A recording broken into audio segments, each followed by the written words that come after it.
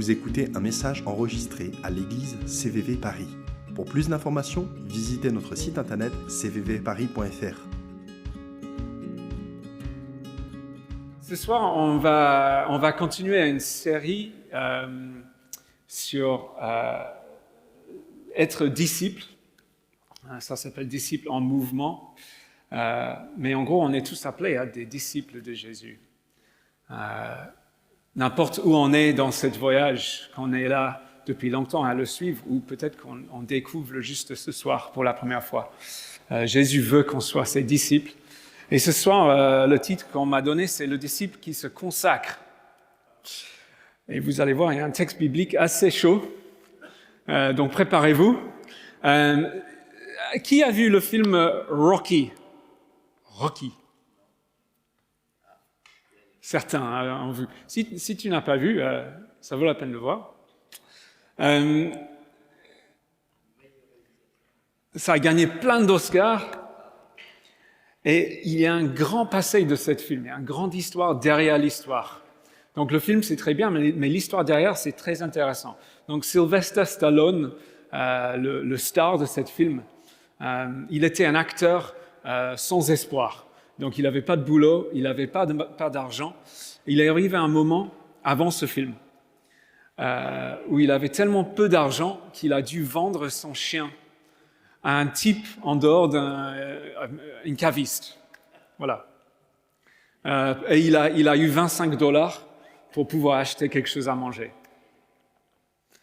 Et peu de temps après, il regarde un match de boxe entre Mohamed Ali et un boxeur qui s'appelait Vetner.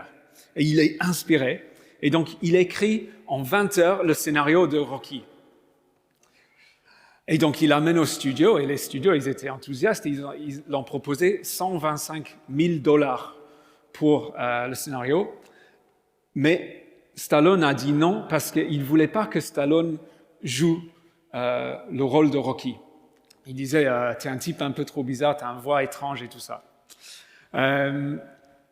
Qui est un peu vrai, peut-être.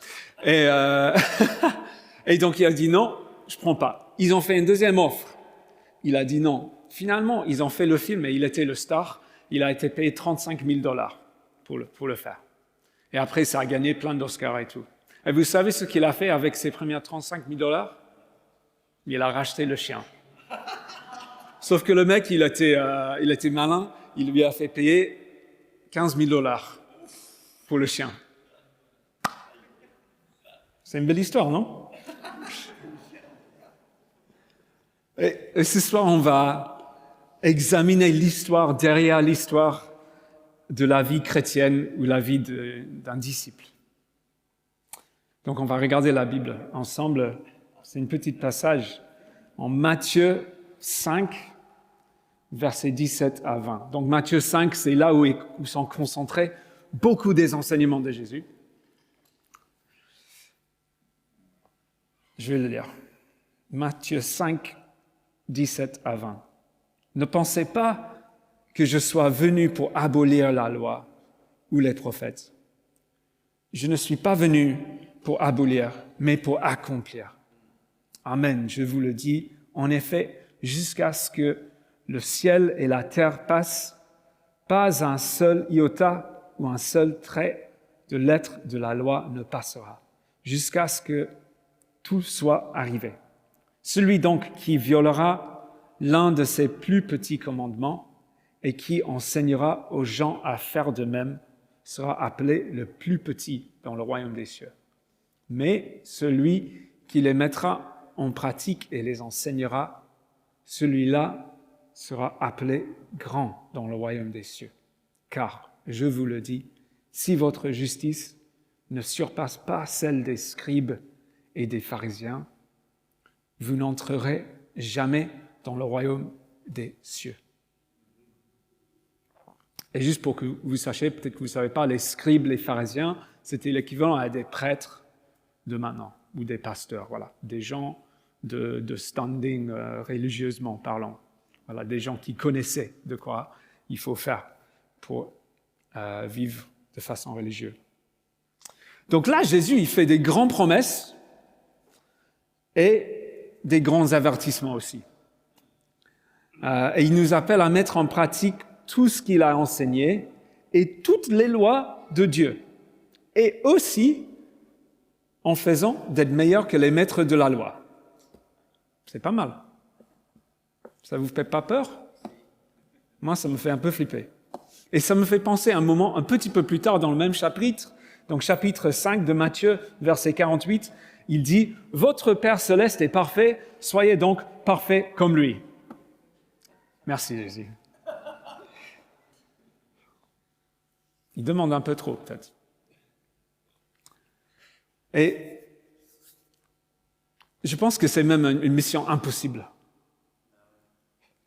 Et je me demande si vous avez déjà eu envie de réussir à quelque chose. Peut-être c'est un examen ou un projet de bricolage ou un projet de travail ou un travail scolaire ou même une relation, un défi sportif ou juste cuisiner un repas un peu complexe ou simple selon notre niveau.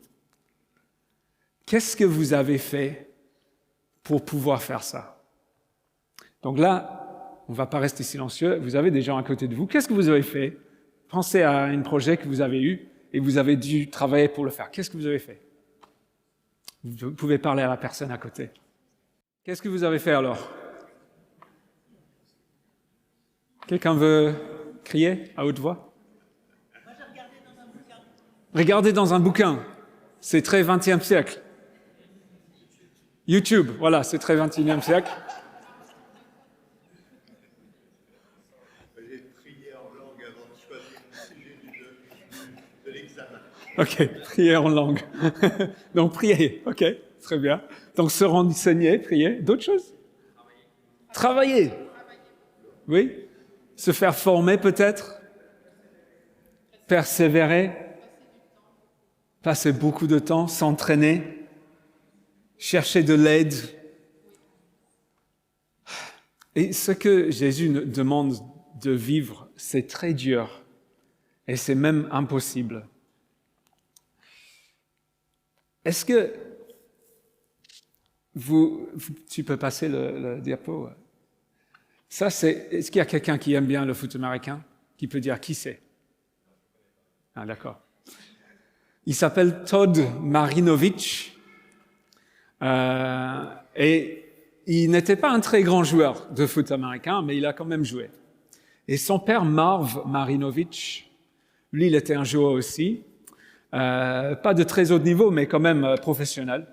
Et lui, il avait un rêve. Dès que son fils sortait, il a mis en place un projet pour le former dans le meilleur quarterback. C'est une position dans le foot américain. Le meilleur quarterback que le monde a jamais vu. Apparemment, il pouvait faire les pompes avant même qu'il pouvait marcher. Et donc, lui, son père, il était entraîneur de force pour des Oakland Raiders de la NFL. Et donc, il a mis toutes ces différentes façons de s'entraîner sur son fils, même un très bas âge. Il a même fait travailler des experts, même des équipes de spécialistes pour affiner sa souplesse, son endurance, sa vision, sa psychologie. Et qu'est-ce qui s'est passé? Todd, il n'est pas devenu le parfait quarterback. Il est allé à la fac pour jouer à la foot américain. C'est comme ça qu'on le fait là-bas. Et il a débuté dans les grands matchs. Mais 2 ans plus tard, il est arrêté pour l'abus de cocaïne. Après, il réussit à avoir une place dans une équipe de NFL. Ça veut dire c'est comme la Ligue 1 du foot américain. Mais encore une fois, son carrière effondre. Il fait un petit peu dans le foot en Canada, mais problème de drogue à répétition. Et la relation avec son père s'écroule aussi, bien sûr. Et finalement, à la trentaine, à la fin de la trentaine, Todd se découvre une nouvelle passion, la peinture. Et voilà. Donc, on peut regarder même ses peintures en ligne. C'est pas à mon goût, mais bon, c'est son truc. Et nous croyons ici à CVV que Dieu n'est absolument pas comme Marv Marinovich. Il n'est pas un père qui va nous entraîner comme ça pour aller jusqu'au bout. Il n'est pas un père, il n'est pas un de ces parents on entend souvent parler peut-être du père genre de Tiger Woods aussi, qui lui a fait faire il a dû faire je ne sais pas combien de strokes, tirs au golf, avant qu'il pouvait manger tous les soirs. Des choses comme ça. Dieu, il n'est pas comme ça. Il n'est pas un père comme ça. Il s'intéresse davantage à qui nous sommes et surtout à notre relation avec lui qu'à ce que nous accomplissons. C'est par la grâce que vous êtes sauvés, par le moyen de la foi. Cela ne vient pas de vous, c'est un don de Dieu. Ce n'est pas le fruit d'œuvres que vous auriez accompli. Personne n'a donc de raison de se vanter. Ça, c'est le livre des Éphésiens dans la Bible. Cependant, Jésus nous demande de faire quelque chose qui est impossible. Et il y a des indices disséminés dans toute la Bible, et en particulier dans la vie de Jésus, qui montrent comment nous devons réaliser l'impossible. Et donc aujourd'hui, on va parler des disciplines spirituelles. Et je ne sais pas ce que ça vous fait d'entendre ces mots-là. Peut-être que ça ne vous fait rien, peut-être que ça vous fait un soupir. Mais en général, discipline, ce n'est pas un mot qui résonne très bien dans notre culture. Une définition d'une discipline spirituelle, ce serait une activité qui est dans mon pouvoir et qui m'aide à faire quelque chose que je ne peux pas faire par un effort direct. Une activité qui est dans mon pouvoir et qui m'aide à faire quelque chose que je ne peux pas faire par un effort direct. Et donc là, on va mettre une liste des disciplines spirituelles. Ce n'est pas une liste entière, c'est quelques disciplines qu'on pourrait entreprendre. Et ça, j'ai pris un peu par-ci par-là, mais surtout de Richard Foster et de Dallas Willard, donc deux théologiens qui ont pas mal travaillé là-dessus. Et eux, ils les groupent dans différentes catégories et tout ça. Qu'est-ce que ça vous fait là? Regardez cette liste. Ça fait quelque chose? Il y a beaucoup de choses, n'est-ce pas? Il y a beaucoup de choses. J'ai un ami qui, lui, est responsable d'une église et lui, tous les ans, au début d'année, en septembre, il fait un jeûne de plusieurs jours. Il jeûne et il prie pour chercher Dieu. Et un de ces années, il avait fait plusieurs jours. Et il arrive un moment, on ne pouvait plus, il passait devant un magasin, il a acheté un paquet de Haribo. Il a mangé tout, d'un coup, comme ça. Et puis, le lendemain, il se rencontrait avec deux amis pour prier ensemble et pour un peu rendre compte, voilà, pour être redevable. Et ses amis lui disent, est-ce qu'il y a des choses que tu veux pas nous dire? Et il dit, oui, en fait, hier, j'ai acheté un paquet de bonbons. Il savait qu'il faisait un jeûne. J'ai acheté un paquet de bonbons et j'ai tout mangé. OK. Ça passe à la prochaine personne qui raconte ce qu'il ne voulait pas dire. Et puis il dit, en fait, c'était 2 paquets d'Haribo. Je ne pouvais pas résister le sucre et tout ça. J'avais tellement faim. Et puis le troisième, il raconte ce qu'il a raconté. Et puis il dit, en fait, c'était 3 paquets. Et en fait, la réalité, c'était 4. Donc, ce ne sont pas les défis sur lesquels on peut échouer. Ce n'est pas des choses sur lesquelles on va être jugé par Dieu. Mais peut-être que quand on regarde ça, on regarde le jeûne, par exemple, on dit « Oh là là, je ne pourrais jamais faire ça » ou « J'aime pas, si jamais j'ai fait, j'aime pas ». Ou peut-être que vous kiffez grave. Je ne sais pas. Mais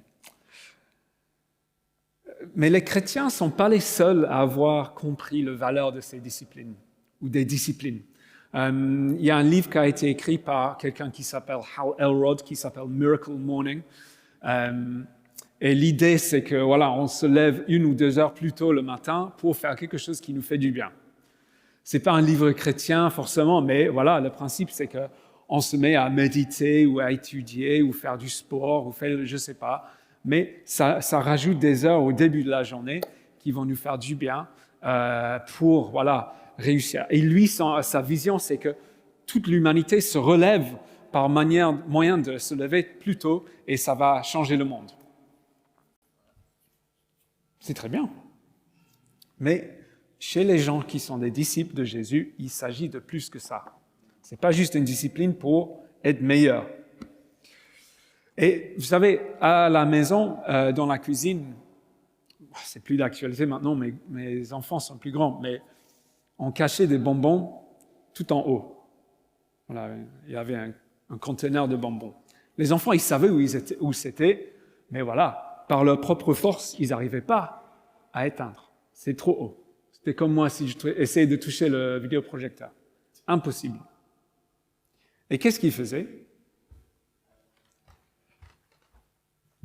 Ils prenaient la chaise, ils mettaient la chaise, ils montaient dessus, sur la cuisine, baf, bonbon, réussi. La chaise, c'est la chose qui leur permettait de faire ce qu'ils ne pouvaient pas juste par effort seul. Ça, c'est la discipline spirituelle, ça. D'accord? On ne peut pas. Ah, là, je peux. Même si je mets tout mon effort, j'y arriverai pas.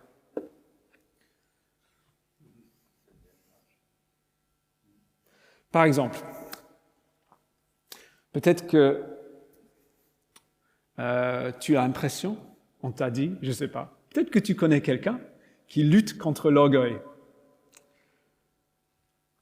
Les traits de caractère qui vont avec, c'est peut-être l'arrogance, peut-être un problème d'estime de soi, trop d'estime de soi, je ne sais pas, ou pas assez. Peut-être que tu es quelqu'un qui ne demande pas d'aide. Il y aura peut-être d'autres traits de caractère, je suis sûr, avec l'orgueil. Mais l'opposé, ce qu'on veut être, c'est humble, honnête, avec un bon estime de soi, enseignable, gentil, serviable. Par mon propre effort, c'est très difficile de devenir humble. Je ne sais pas si tu as jamais essayé. Aujourd'hui, je vais être humble. J'arrive pendant un jour. J'étais super humble aujourd'hui. Trop bien. Deuxième jour, ça devient... Voilà. Deuxième jour, ça devient de plus en plus difficile. On n'arrive pas. On n'arrive pas juste par nos propres efforts. Donc, qu'est-ce qu'il y a dans mon pouvoir, si on peut revoir la liste AD, qu'est-ce qu'il y a qui est dans mon pouvoir, ces choses, ou peut-être d'autres, que je pourrais faire qui vont m'amener de l'orgueil à l'humilité. Donc là, c'est un moment encore de discuter avec la personne à côté. Qu'est-ce qu'on pourrait faire? Donc, quelles sont les choses qu'on pourrait faire? On sent qu'on a un problème d'orgueil, humilité. Qu'est-ce qu'on doit faire entre les deux? Des idées. Qu'est-ce que je peux faire?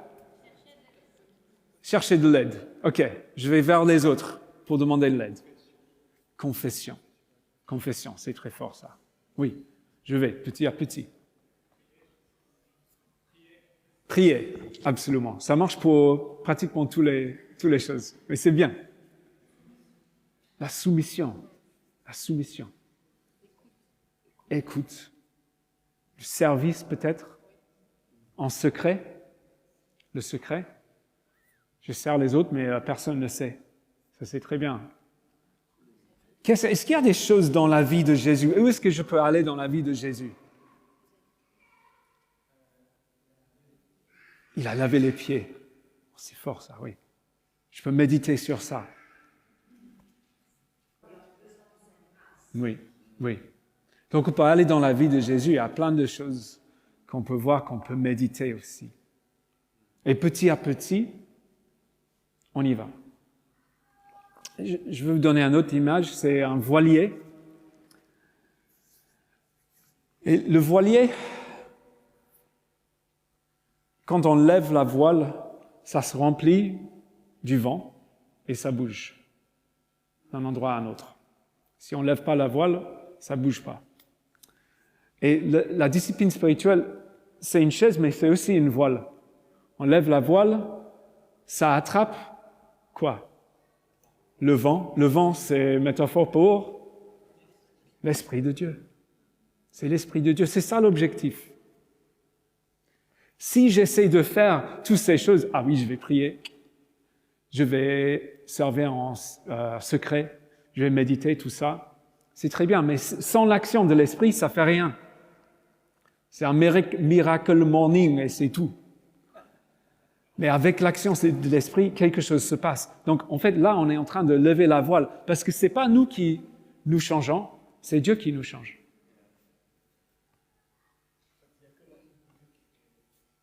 Il n'y a que l'amour de Dieu. Il n'y a que ça. Et lorsqu'on croit que nous pouvons nous changer, on est trompé. Il n'y a que Dieu. Et donc, on lève la voile, on dit, OK, je suis prêt, souffle. Et là, il peut souffler. Si tu es sur un bateau comme ça, et il y a un grand vent, mais tu ne lèves pas la voile, ça ne bouge pas. Il faut le lever. C'est tout. Et là, on lève, et après, le vent, ça fait le travail. On n'est pas en train de ramer. Ou, une autre image. Imaginez une cascade. Et j'ai galéré pour avoir un... Tu cherches quelqu'un dans une cascade sur Google, je vous dis, tout le monde est à poil. C'est une galère. Donc lui, au moins, il porte une short. Donc, imaginons la chaise là qu'on avait, mais imaginons que notre chaise, il y a une cascade dessus. Donc, à chaque fois qu'on monte sur la chaise, il y a la cascade qui nous tombe dessous. Là, c'est une métaphore pour l'Esprit de Dieu, encore. C'est la présence de Jésus. Quand on se met à faire une discipline spirituelle, c'est pour avoir la présence de Jésus dans nos vies. Donc peut-être que le matin, tu t'assois dans ta chaise. Et là, tu reçois la cascade, l'Esprit de Dieu. Donc c'est un voilier, c'est une chaise sur une cascade pour aller chercher les bonbons.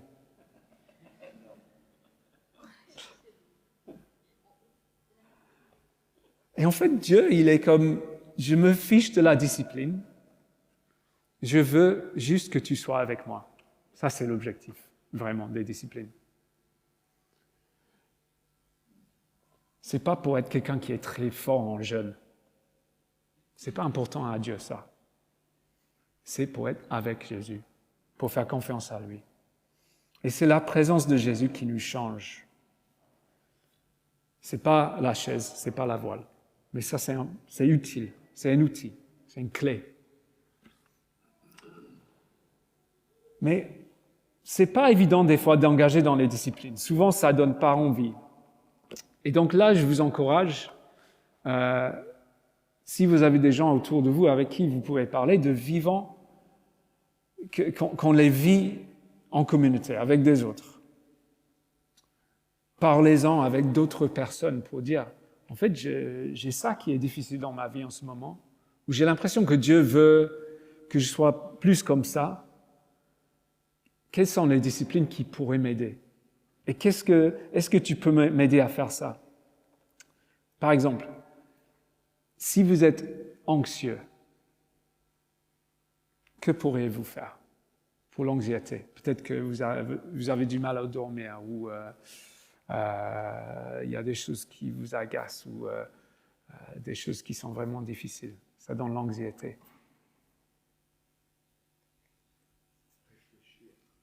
Réfléchir. En parler avec d'autres, oui. Peut-être le jeûne. Ça, c'est un exemple. Là, quand on fait le jeûne, on dit « Dieu, tu es plus important que mes besoins les plus basiques. » Et donc, à chaque fois qu'on a faim, on dit « OK, il ne s'agit pas de moi et mes besoins, il s'agit de toi, Dieu, qui pourvoit. » La générosité. Je suis anxieux, c'est lié à l'argent. OK, je vais être généreux. À chaque fois que je suis généreux, je mets ma confiance en Dieu. Je me mets sous la cascade. Célébration, peut-être. on a une large gamme de choses. Je ne vous invite pas de faire toutes ces choses dans la liste à chaque fois. Mais peut-être d'en choisir un. Et c'est entraîner, c'est pas essayer. On s'entraîne petit à petit, plutôt qu'essayer sur le moment et d'échouer. En fait, il s'agit de former une habitude, des fois. Apparemment, il faut 20 à 80 jours pour former une habitude. J'ai un ami avec qui on a commencé à lire la Bible ensemble toutes les semaines. Il n'est pas encore chrétien. Et on suit une série d'études que Johan nous a mentionnées la semaine dernière, le Discovery Bible Study.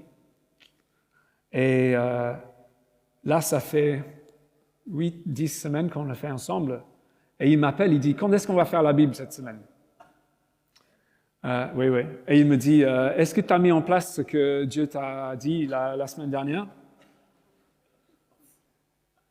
Et c'est super encourageant. Il commence à avoir goût. Et en fait, lui, sans savoir, il a mis en place une discipline de se mettre dans la présence de Dieu, de lire la Bible, d'écouter, de méditer. Et il commence à prier et à confesser, d'obéir de ce que Dieu lui demande de faire. Et aussi, les disciplines que vous allez utiliser varieront en fonction de votre saison de vie. Si tu es étudiant, étudiante, si tu es en famille avec de jeunes enfants, si tu es retraité, si tu as un boulot qui prend tout ton temps, si tu es au chômage, vous allez avoir différentes disponibilités, différentes capacités de faire des choses.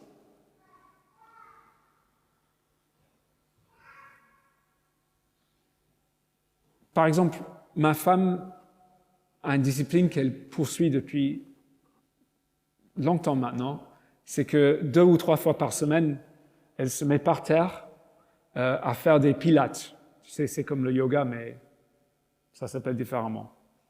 Bon, elle a l'air de nager par terre, comme ça, voilà. Mais en même temps, elle prie, elle écoute la Bible et elle prie. Elle passe longtemps à le faire. Mais franchement, si elle ne fait pas, elle est mal. Pas physiquement, mais un petit peu physiquement, mais plutôt moralement. Elle est mal, elle n'est pas bien. Elle a besoin de ça. Et en fait, elle se met sous la cascade plusieurs fois par semaine. Je ne sais pas si vous connaissez, vous avez entendu parler de Tim Keller. C'est un prédicateur des États-Unis à New York qui a commencé plusieurs églises. Et en fait, lui, il a un cancer du stade 4, on dit stade 4, phase 4, du pancréas. Et il va bientôt mourir. Il a quelques semaines ou moins qui restent, on ne sait pas exactement. Et l'autre jour, il faisait une interview et on lui a demandé « Mais comment est-ce que tu survis? Tu as l'air d'être en bonne forme moralement. Qu'est-ce qui se passe? Qu'est-ce qui va bien chez toi ?» Il dit « Mais franchement, les seules choses qui me tiennent, c'est je fais 3 disciplines spirituelles.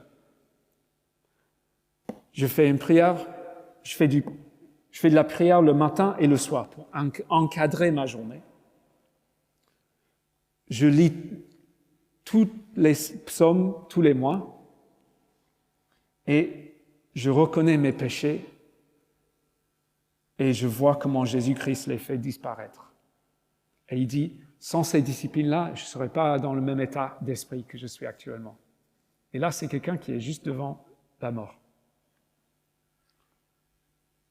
Et je ne sais pas où vous en êtes ce soir. Peut-être que vous n'êtes pas encore chrétien, ou vous dites que vous n'êtes pas encore chrétien. Peut-être qu'il y a une discipline spirituelle que vous voulez entreprendre pour voir si ce Jésus est vraiment celui qui dit être. Peut-être essayer de prier de temps en temps. Essayer de regarder la Bible. Donc là, on va répondre pratiquement. Donc, on va nous adonner aux disciplines du silence, de la méditation et de l'écoute. Donc, Adé, tu peux mettre le... Ah oui, c'est toujours là. Bravo, excellent. Donc, on va prendre un moment en silence et on va juste écouter Dieu. Si tu ne sais pas comment écouter Dieu, tu fermes les yeux et tu vois ce qui se passe dans ta tête. Et on va se poser les questions. Est-ce qu'on est satisfait avec notre marche avec Dieu? Peut-être que tu as un péché habituel qui constitue un combat pour toi aussi. Peut-être qu'il y a d'autres choses qui se passent dans ta vie. Mais on va juste laisser Dieu nous rappeler. Et puis, une fois conscient de ça, regardons la liste et on va se demander comment on peut monter sur la chaise et se mettre sous la cascade. Donc, prenons un peu de temps maintenant pour ça.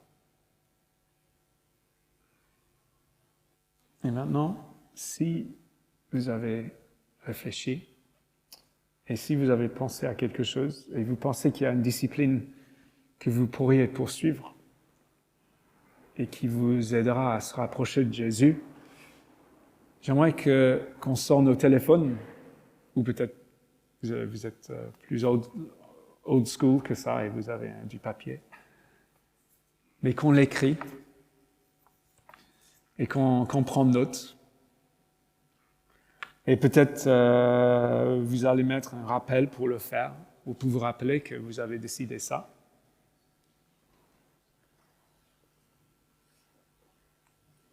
Et peut-être que vous avez des gens avec lesquels vous priez, ou vous partagez des choses, et ce serait une bonne idée de leur envoyer un WhatsApp ou un SMS pour dire « Tiens, je vais me mettre à faire cette discipline pendant un temps, parce que... » Et ils peuvent te demander « Comment ça se passe ?»